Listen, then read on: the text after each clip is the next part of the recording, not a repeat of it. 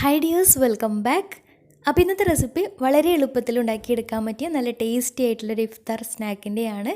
അപ്പോൾ ഇതിൻ്റെ ഫില്ലിങ്സിലേക്ക് ചിക്കനോ മുട്ടയോ ഒന്നും തന്നെ ആവശ്യമില്ല. ഉണ്ടാക്കിയെടുക്കാൻ നല്ല എളുപ്പമാണ്, നല്ല ടേസ്റ്റുമാണ്. പിന്നെ ഇതിലേക്ക് ഒരുപാട് ഓയിലും ആവശ്യമില്ല. അപ്പോൾ എങ്ങനെയാണ് ഈ ഒരു സ്നാക്ക് വളരെ സിമ്പിളായിട്ട് തയ്യാറാക്കുന്നതെന്ന് നോക്കാം. അതിനു മുന്നേയായിട്ട് ചാനൽ സബ്സ്ക്രൈബ് ചെയ്യാത്തവരുണ്ടെങ്കിൽ സബ്സ്ക്രൈബ് ചെയ്യാൻ മറക്കരുത്. തൊട്ടടുത്തുള്ള ബെല്ലൈക്കണും കൂടെ ഒന്ന് ക്ലിക്ക് ചെയ്യുകയാണെങ്കിൽ ഇനി ഞാൻ പുതിയ വീഡിയോസ് ഇടുമ്പോൾ അതിൻ്റെ നോട്ടിഫിക്കേഷൻസൊക്കെ പെട്ടെന്ന് തന്നെ കിട്ടുകയും ചെയ്യും. അപ്പോൾ ഈ ഒരു സ്നാക്ക് തയ്യാറാക്കി എടുക്കാൻ വേണ്ടിയിട്ട് അത്യാവശ്യം വലുപ്പത്തിലുള്ള 3 ഉരുളക്കിഴങ്ങ് എടുത്തിട്ടുണ്ട്. അപ്പോൾ അതിൻ്റെ തൊലിയൊക്കെ ഒന്ന് കളഞ്ഞിട്ട് കട്ട് ചെയ്തിട്ട് ഒരു കുക്കറിലേക്ക് കുറച്ച് വെള്ളത്തിലേക്ക് ഇട്ടിട്ട് നന്നായിട്ടൊന്ന് വേവിച്ചെടുക്കാം. വേവിച്ചെടുക്കുന്ന സമയത്ത് ഇതിലേക്ക് പാകത്തിന് ഉപ്പും ഒരു 1/4 ടീസ്പൂൺ മഞ്ഞൾപ്പൊടി കൂടി ചേർത്തിട്ടാണ് വേവിച്ചെടുക്കുന്നത്. അപ്പം കിഴങ്ങ് വേവിച്ചെടുക്കുന്ന സമയത്ത് 4ആക്കി കട്ട് ചെയ്തിട്ട് നന്നായിട്ട് കഴുകി തൊലിയൊന്നും കളയാതെ 4ആക്കി കട്ട് ചെയ്തിട്ട് വേവിച്ചെടുക്കുകയാണെങ്കിൽ ഒന്നും കൂടെ നന്നായിരിക്കും. ഉള്ളിലേക്ക് കൂടുതൽ വെള്ളമൊന്നും പിടിക്കുന്നുണ്ടാവില്ല. അപ്പോൾ കിഴങ്ങ് അവിടെ വെന്ത് വരുന്ന സമയം കൊണ്ട് ഇതിലേക്കൊരു മസാല റെഡിയാക്കി എടുക്കണം. അപ്പോൾ അതിന് വേണ്ടിയിട്ട് ഒരു നോൺ സ്റ്റിക്കിൻ്റെ കടായി സ്റ്റൗവിൽ വെച്ചിട്ടുണ്ട്. എന്നിട്ട് അതിലേക്ക് 2 ടേബിൾ സ്പൂൺ വെളിച്ചെണ്ണ ഒഴിച്ചു കൊടുക്കാം.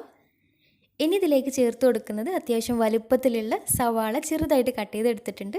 അപ്പോൾ അത് ചേർത്തിട്ട് നന്നായിട്ടൊന്ന് വഴറ്റിയെടുക്കാം. അപ്പോൾ സവാള പെട്ടെന്ന് വഴന്ന് കിട്ടാൻ വേണ്ടിയിട്ട് പാകത്തിന് ഒരു നുള്ള് ഉപ്പും കൂടെ ചേർത്ത് കൊടുത്തിട്ടുണ്ട്. കൂടെ തന്നെ ഒരു 3 പച്ചമുളക് ചെറുതായിട്ട് കനം കുറഞ്ഞ് വട്ടത്തിൽ അരിഞ്ഞെടുത്തിട്ടുണ്ട്. അപ്പോൾ അതും കൂടെ ചേർത്തിട്ട് വേണം വഴറ്റിയെടുക്കാൻ വേണ്ടിയിട്ട്. അപ്പോൾ സവാള ചെറുതായിട്ടൊന്ന് വഴന്ന് വരുന്ന സമയത്ത് ഇനി ഇതിലേക്ക് 1 ടേബിൾ സ്പൂൺ ഇഞ്ചി വെളുത്തുള്ളി ചെറുതായിട്ട് കട്ട് ചെയ്തത് ചേർത്ത് കൊടുക്കാം.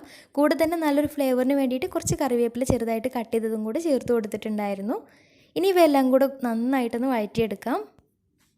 അപ്പോൾ സവാളൊക്കെ നന്നായിട്ടൊന്ന് വഴന്ന് കിട്ടിയാൽ ഇനി ഇതിലേക്ക് നേരത്തെ വേവിച്ച് വെച്ചിട്ടുണ്ടായിരുന്ന കിഴങ്ങ് ചേർത്തിട്ട് നന്നായിട്ടൊന്ന് ഉടച്ച് മിക്സാക്കി കൊടുക്കാം.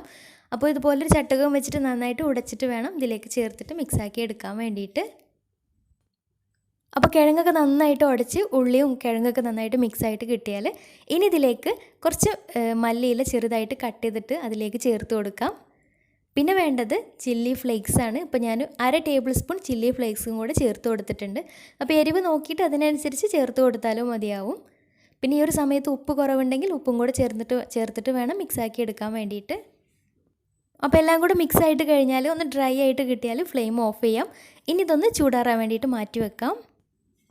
അപ്പോൾ ഈ ഒരു കൂട്ട് ചെറുതായിട്ടൊന്ന് ചൂടാറി കിട്ടിയാൽ ഇനി 2 കൈയിലും കുറച്ച് ഓയിലൊന്ന് തടവി കൊടുത്തതിന് ശേഷം ഇനി ഇതിൽ നിന്ന് ചെറിയ ബോൾസാക്കി എടുത്തിട്ട് ഇതുപോലെ കട്ട്ലേറ്റിൻ്റെ ഷേപ്പിലൊന്ന് ഉരുട്ടി പരത്തിയെടുക്കാം. എന്നിട്ട് അതിന് മുകളിലായിട്ട് കുറച്ച് മൊസറല്ല ചീസ് ചേർത്ത് കൊടുക്കുന്നുണ്ട്. ഇത് നിർബന്ധമില്ല കേട്ടോ, ചീസും കൂടി ഉണ്ടാകുമ്പോൾ ഒരു പ്രത്യേക ടേസ്റ്റുമാണ്. ഒരു കഴിക്കുന്ന സമയത്ത് ഒരു പ്രത്യേക ടേസ്റ്റ് തന്നെയാണ്. എന്നിട്ട് അതിന് മുകളിലേക്കായിട്ട് കുറച്ച് ഈ ഒരു പൊട്ടാറ്റോൻ്റെ മിക്സും കൂടെ ചേർത്തിട്ട് ഇതുപോലെ കവർ ചെയ്തിട്ട് ഒന്നും കൂടെ ഉരുട്ടിയിട്ട് ഇതുപോലെ കട്ട്ലേറ്റിൻ്റെ ഷേപ്പിൽ റെഡിയാക്കി എടുക്കാം. പിന്നെ ചീസിന് പകരം വേണമെങ്കിൽ കോഴിമുട്ട പുഴുങ്ങിയിട്ട് ചെറിയ പീസാക്കി കട്ട് ചെയ്തിട്ട് ഇതിൻ്റെ സെൻറ്ററിലായിട്ട് വെച്ച് കൊടുക്കാം. അല്ലെങ്കിൽ ചിക്കനോ ബീഫൊക്കെ ഉണ്ടെങ്കിൽ ചെറുതായിട്ട് കട്ട് ചെയ്തിട്ട് അത് വെച്ച് കൊടുത്താലും കുഴപ്പമൊന്നുമില്ല. ഇനി ഇതൊന്ന് കോട്ട് ചെയ്തെടുക്കാൻ വേണ്ടിയിട്ട് ചെറിയൊരു മിക്സും കൂടെ റെഡിയാക്കി എടുക്കണം. അപ്പോൾ അതിന് വേണ്ടിയിട്ട് ഒരു ബൗളിലേക്ക് ഒരു കോഴിമുട്ട പൊട്ടിച്ചൊഴിച്ചിട്ട് നന്നായിട്ടത് മിക്സാക്കി എടുത്തിട്ടുണ്ട്. അപ്പോൾ കോഴിമുട്ടയ്ക്ക് പകരം വേണമെങ്കിൽ കുറച്ച് മൈദ, കുറച്ച് വെള്ളവും ഉപ്പും ഒഴിച്ചിട്ട് നന്നായിട്ടൊന്ന് മിക്സാക്കി എടുത്താലും മതിയാവും. അപ്പോൾ മൈദൻ്റെ മാവ് ചേർക്കുന്ന സമയത്ത് നല്ല ലൂസായിട്ടുള്ള ബാറ്റർ ആക്കിയിട്ട് വേണം കേട്ടോ ചെയ്തെടുക്കാൻ വേണ്ടിയിട്ട്. ഞാനിപ്പോൾ ഒരു മുട്ട പൊട്ടിച്ചിട്ട് നന്നായിട്ട് മിക്സാക്കി എടുത്തിട്ടുണ്ട്. പിന്നെ ഒരു പാത്രത്തിൽ കുറച്ച് ബ്രെഡ് ക്രംസ് എടുത്തിട്ടുണ്ട്. ഇനി ഇത് ഫ്രൈ ചെയ്യാൻ വേണ്ടിയിട്ട് ഒരുപാട് ഓയിൽ ഒഴിച്ചിട്ട് ഡീപ്പ് ഫ്രൈ അല്ല കേട്ടോ ചെയ്തെടുക്കുന്നത്. ഷാലോ ഫ്രൈ ചെയ്തെടുത്താൽ മതിയാവും. കാരണം ഉള്ളിലുള്ള സംഭവങ്ങളൊക്കെ നന്നായിട്ട് തന്നെ വെന്ത് കിട്ടിയിട്ടുള്ളതാണ്. അപ്പോൾ അതിന് വേണ്ടിയിട്ട് ഒരു നോൺ സ്റ്റിക്കിൻ്റെ പാന് സ്റ്റൗവിൽ വെച്ചിട്ടുണ്ട്. എന്നിട്ട് അതിലേക്ക് ഒരു 2-3 ടേബിൾ സ്പൂൺ വെളിച്ചെണ്ണ അല്ലെങ്കിൽ ഓയിലോ ഒഴിച്ചു കൊടുക്കാം. ഇനി റെഡിയാക്കി വെച്ചിട്ടുള്ള ഓരോന്നും ആദ്യം മുട്ടയുടെ മിക്സിയിലൊന്ന് മുക്കിയെടുത്തിട്ട് ഇതുപോലെ ബ്രെഡ് ക്രംസിലൊന്ന് എല്ലാ ഭാഗമൊന്നും കോട്ട് ചെയ്തെടുക്കാം. എന്നിട്ട് ഈ ഒരു പാനിലേക്ക് ഇട്ടിട്ട് ഫ്രൈ ചെയ്തെടുക്കാം. അപ്പോൾ ആദ്യം ഇതുപോലെ മുട്ടയുടെ മിക്സിൽ മുക്കിയിട്ട് ബ്രെഡ് ക്രംസിൽ ഒന്ന് കോട്ട് ചെയ്തിട്ട് ആദ്യം എല്ലാം റെഡിയാക്കി വെച്ചിട്ട് വേണം ഇതുപോലെ ഫ്രൈ ചെയ്തെടുക്കാൻ വേണ്ടിയിട്ട്. പിന്നെ ഒരു ഭാഗം ആയി കഴിഞ്ഞാൽ കളറ് മാറി നന്നായിട്ട് വെന്ത് കിട്ടിയാൽ മറിച്ചിട്ട് കൊടുക്കാം. 2 ഭാഗവും കളറൊക്കെ മാറി നല്ല മുരിഞ്ഞ് കിട്ടിയാൽ എണ്ണയിൽ നിന്ന് മാറ്റാം.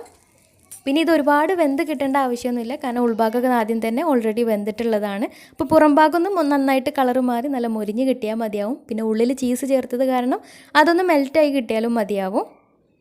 ചീസ് ചേർക്കണം നിർബന്ധമില്ല കേട്ടോ, ചീസ് ചേർക്കുമ്പോൾ ഒന്നും കൂടെ നല്ല ടേസ്റ്റാണ്.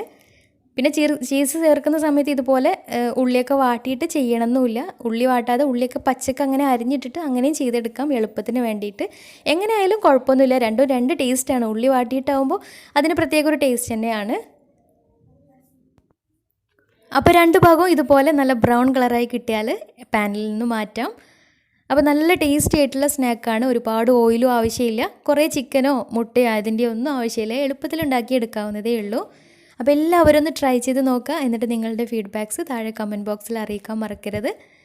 അപ്പോൾ ഇന്നത്തെ വീഡിയോ ഇഷ്ടമായെന്ന് വിചാരിക്കുന്നു. ഇഷ്ടമായെങ്കിൽ ലൈക്ക് ചെയ്യുക, ഫ്രണ്ട്സ് റിലേറ്റീവ്സിനൊക്കെ ഒന്ന് ഷെയർ ചെയ്ത് കൊടുക്കാനും മറക്കരുത്. അപ്പോൾ നല്ല അടിപൊളി വീഡിയോയുമായി വീണ്ടും വരാം. അതുവരെ take care, bye, thank U.